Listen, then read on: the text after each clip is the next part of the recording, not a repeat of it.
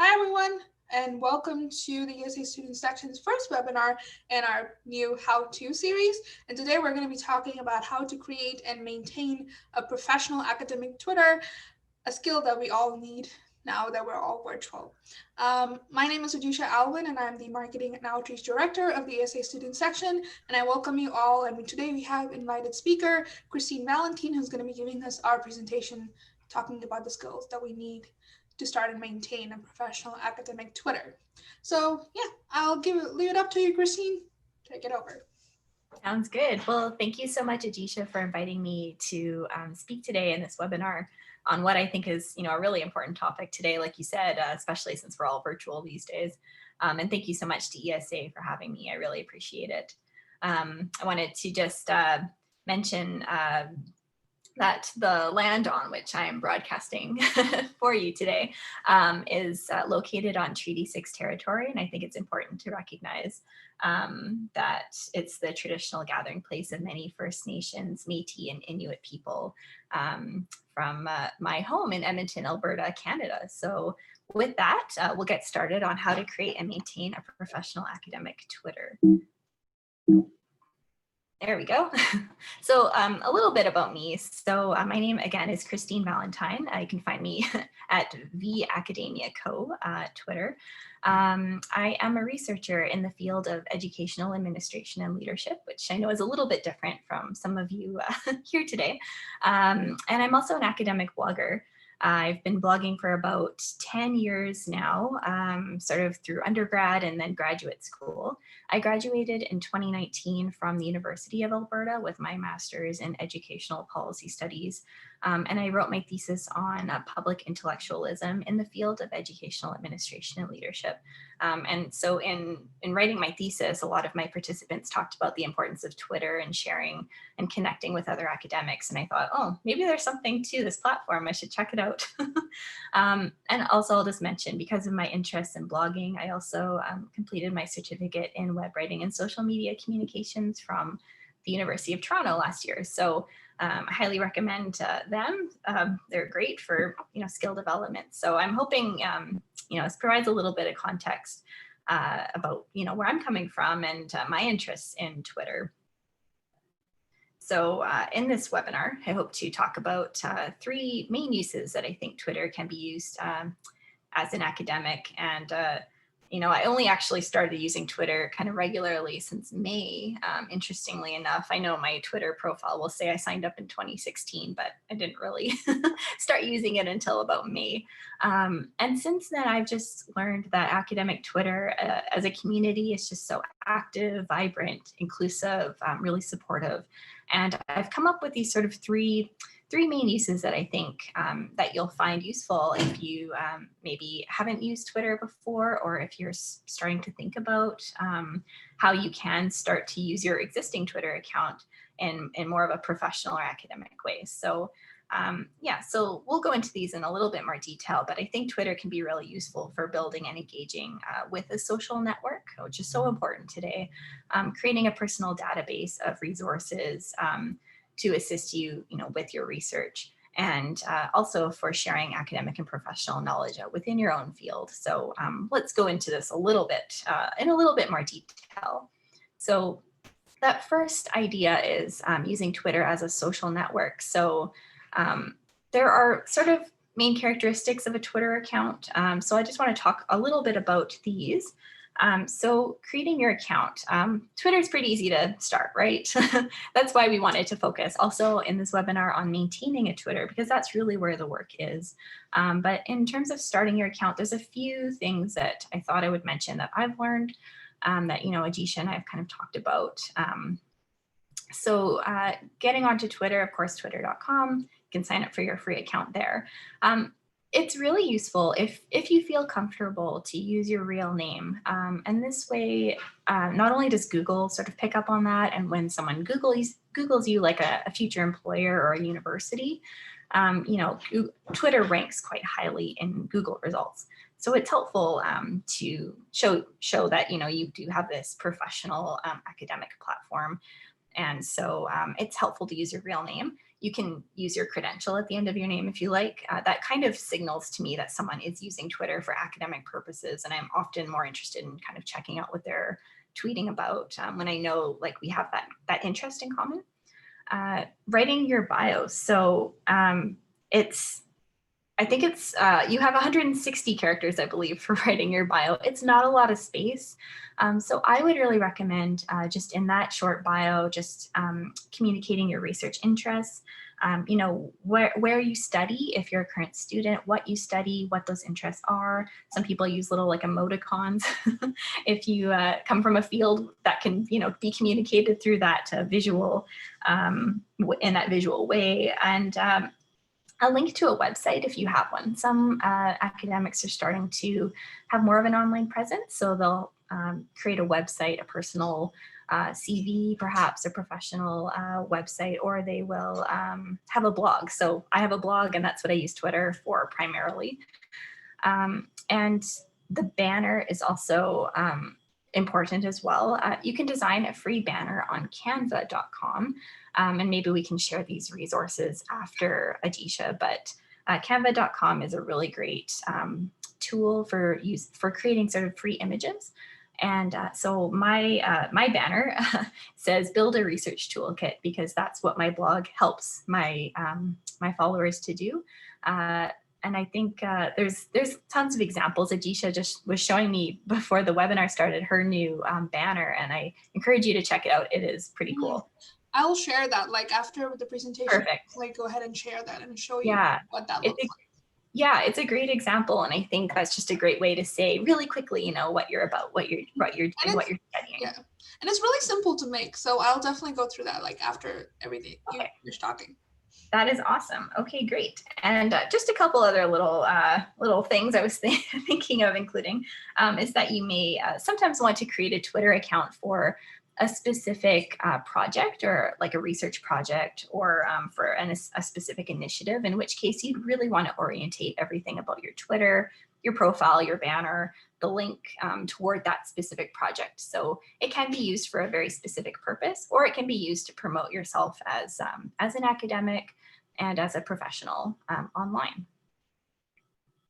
And I'll jump in a little bit on that when you mentioned that you can have it for your project or initiative.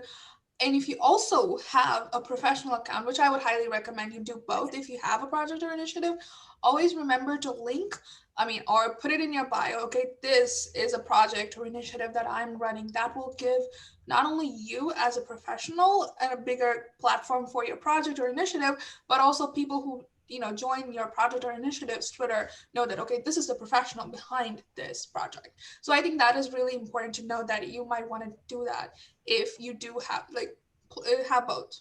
That would definitely help. Yeah, love that. Thanks, Adisha. Okay, so building a network. I wanted to talk about this. Obviously, it's very important for using Twitter as a social platform. We need to actually build a network of what's called followers, but I think of them more as just connections. So just to emphasize, you don't need to build this network overnight. You don't need to follow 3,000 people at once. In fact, I think Twitter actually blocks you from doing that because those accounts tend to be a bit spammy. But I like just suggest maybe starting with your immediate network. So if you have some friends already on Twitter, that's great. Maybe you could start with your school, with some, if your profs on Twitter, or those people in your smaller circle. But then over time, you can expand to follow new sites, universities, departments, journals. Got some examples here in the slides, databases, different events and conferences, organizations. So over time, you can kind of expand that network a bit. Posting. So I think sometimes we overthink like what our first tweet should be, or like when we start something new, it's kind of like getting started is the hard part, right? I know this was a problem for me when I was blogging. I'm like, what's my first blog going to be? There's so much pressure, but honestly, your first tweet is just like, hi world, here's who I am. Here's what I'm going to be tweeting about. Some people use the hashtag first tweet. So feel free to use that if you've never tweeted before, but it gets so much easier. You just do it once and it's pretty simple. So I wanted to talk about a little bit about tweeting and frequency of tweeting. There's a lot of sort of data on when the best time to tweet is. And so I think in general terms, this will kind of depend on your time zone, but generally your best time to tweet is going to be probably the morning, lunchtime, and after work. So those are the times that people are often on their phone. And weekdays is usually, weekdays during working hours is going to be your best bet. And I've noticed when I post on weekends, my engagement just is not as high as it is on weekdays. So I'd really recommend that. And if you're unable to get on social media during the day because you have a busy workday, there are ways to schedule tweets. I believe you can use other platforms such as TweetDeck, where you can actually schedule tweets ahead of time. So that's always one way to kind of make sure you're tweeting at a time where it's most likely going to be picked up by others, and also perhaps even retweeted from by other platforms that exist only to amplify the voices of other academics. So we'll go over that a bit in more detail later in this webinar, but there are good reasons for tweeting during times when engagement's a bit higher. So pinning featured tweets. So this is a really useful feature in Twitter where you can pin a featured tweet to your profile. So it will be the first tweet somebody sees when they come onto your profile. This might be, it can be anything that you think is important for someone to know about you. So for me as a blogger, I want my latest tweet posted right now. I believe I have I started a collaborative, like a collaborative Google document that's acting as a research guide for people in my field. So I'm inviting them to contribute to this collaborative Google Doc that I'm sharing around Twitter. So that's my pinned tweet, depending on what's important for you. I know Open Academics is a popular Twitter account, and right now they have, I believe it's their new website that they've launched. So that's their pinned tweet because they want that to be the first thing you see when you come onto their profile.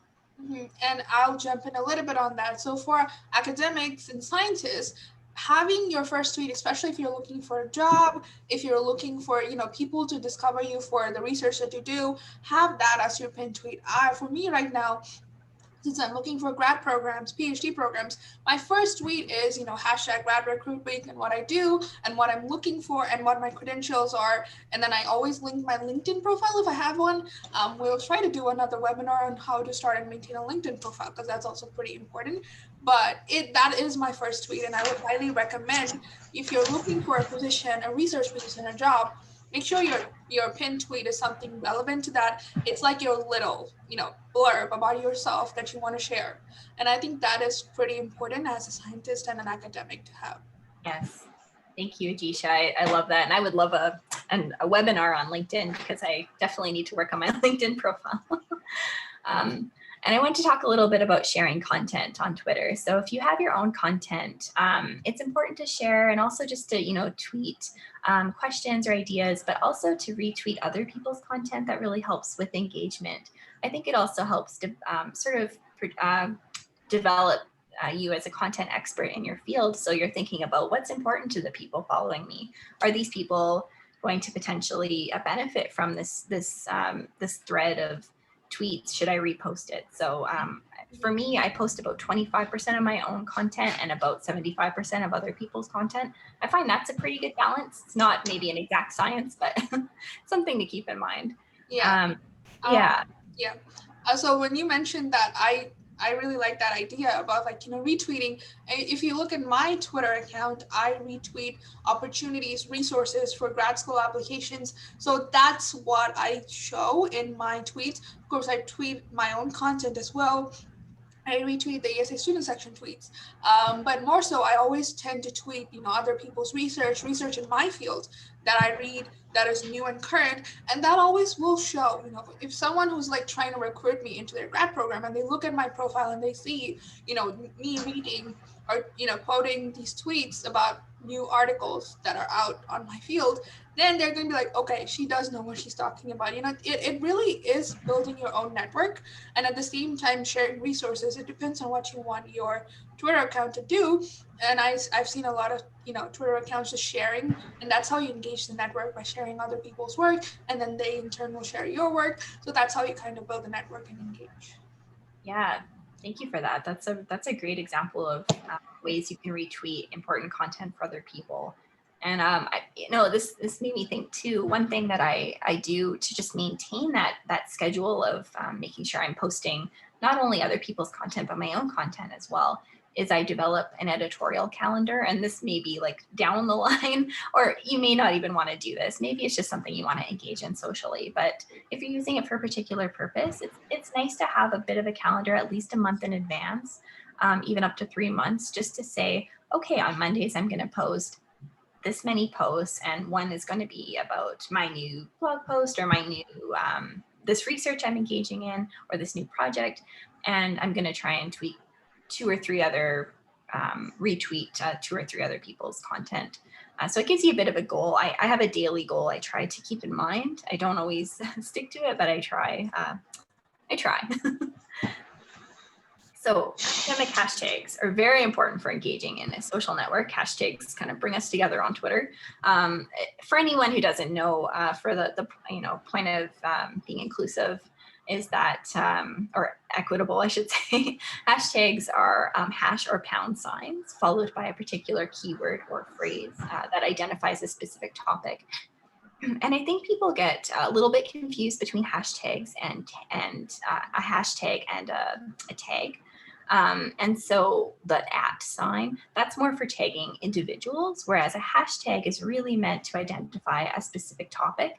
And while some people use them pretty liberally, I would say I try to use them sparingly. A few key hashtags is always great for a post.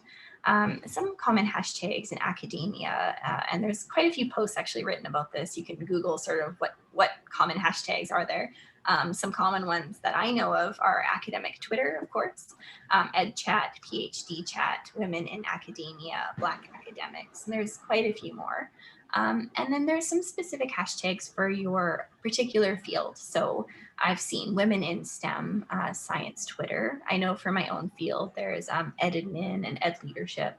And Ajisha, do you have some examples from Yeah. ecology? So for me, when I tweet in this ESA student section, I use academic Twitter, academic chatter very, very often, and I also use, depending upon what we're doing. So like for our conference, and I know you're going to talk about this a little later, we had hashtag ESA 2020 trending. So it Okay. really depends on the content you put out, and usually you would have a hashtag for your own field. So let's say I know there's a field hashtag ecology, and oftentimes instead of using your field hashtags, although they are useful, you want to add, if it's an article or a first author, like what are you trying to say from that tweet? It's really useful to add those hashtags with your post. It's really post specific, so I wouldn't say I know like okay, this and this, because I often in my ESA student section tweets I tag other sections.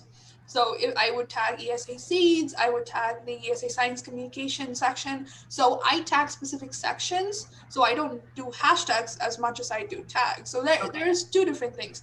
So, and I know you mentioned that. So tagging is for specific people or organizations or individual accounts, which is really useful depending on what you're trying to do.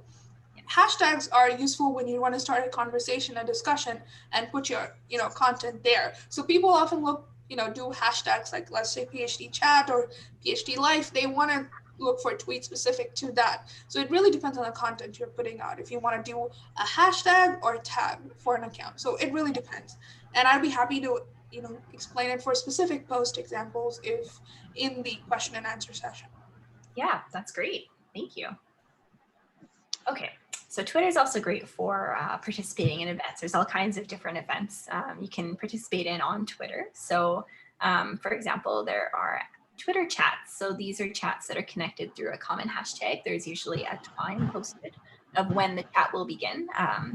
So using that hashtag, you can, in your own post, you can respond to different questions and topics that are being discussed in that particular Twitter chat.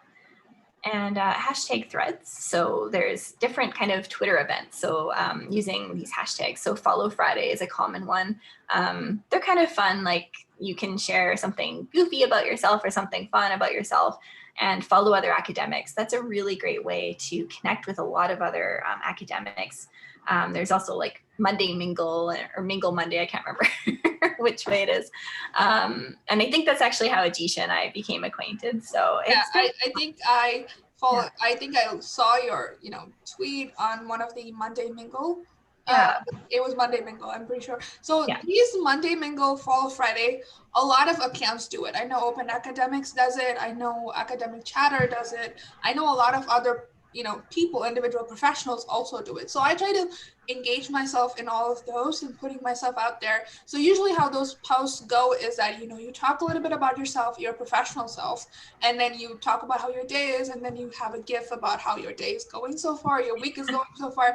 It really gives a personal touch to who you are as a person as well as a scientist. So it's really really nice to take part, and that's the way my network has developed so far.